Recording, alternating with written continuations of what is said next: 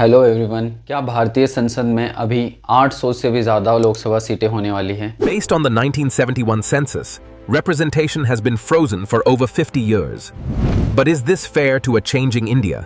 अभी भारत में 1971 की जनगणना के आधार पर 543 लोकसभा सीटें। आप लोग सोच रहे होंगे 1971 की जनगणना के आधार पर क्यों? तो 1970 में सरकार को डर था कि अगर सेंसस के बाद सीटें बढ़ती या बदलती रही तो जिन राज्यों में पॉपुलेशन कंट्रोल अच्छे से किया है, जैसे साउथ इंडिया के कुछ स्टेट्स, उनकी आबादी कम बढ़ेगी, इसलिए लोकसभा में उनकी सीटें कम हो जाएगी। और जिन राज्यों में पॉपुलेशन तेजी से बढ़ी, जैसे कुछ नॉर्थ स्टेट के राज्य, उनकी सीटें ज्यादा हो जाएगी। इससे एक गलत इंसेंटिव बनता है, जो पॉपुलेशन कंट्रोल करेगा वही पॉलिटिकल पावर खो देगा। इसलिए 1976 में 42 कॉन्स्टिट्यूशन अमेंडमेंट एक्ट में सीटों का बंटवारा फ्रीज कर दिया गया 1971 के सेंसस के आधार पर। बाद में इसे 2001 में 84th कॉन्स्टिट्यूशन अमेंडमेंट से 2026 तक बढ़ा दिया गया। गोल वही था, स्टेट्स को मोटिवेट करना कि वो पॉपुलेशन कंट्रोल करे बिना पॉलिटिकल नुकसान के डर के। लेकिन अब प्रॉब्लम क्या है? 50 साल में पॉपुलेशन बहुत बदल गई। कुछ स्टेट्स अंडर रिप्रेजेंटेटेड है, कुछ ओवर रिप्रेजेंटेटेड है। इसलिए अब 2026 के बाद फिर से बैलेंस करना पड़ेगा। सबसे बड़ा सवाल,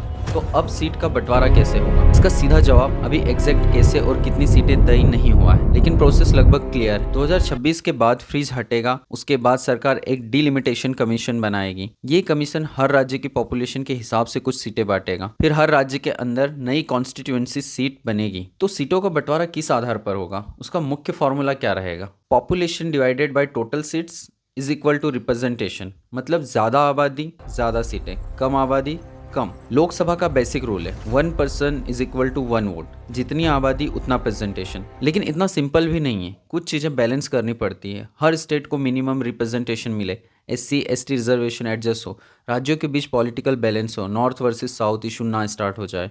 तो अगर किसी राज्य की पॉपुलेशन ज़्यादा है तो वहाँ के लोगों की आवाज़ भी प्रोपोर्शन में ज़्यादा होनी चाहिए। ये लोकतंत्र का कोर आइडिया है। फिर ये अनफेयर क्यों लगता है? क्योंकि साउथ के कुछ स्टेट्स ने पॉपुलेशन कंट्रोल अच्छे से किया है, नॉर्थ के कुछ स्टेट्स ने पॉपुलेशन बहुत ज़्यादा बढ़ाई है। अब अगर सिर्फ पॉपुलेशन से सीटें तय हो तो पॉपुलेशन कंट्रोल करने वालों की रिलेटिव पावर घटेगी और ये पनिशमेंट जैसा लगता है। इसी वजह से फ्रीज लगाया गया था, ताकि स्टेट बिना डर के पॉपुलेशन कंट्रोल करे। लेकिन ये टेम्परेरी सॉल्यूशन था, हमेशा के लिए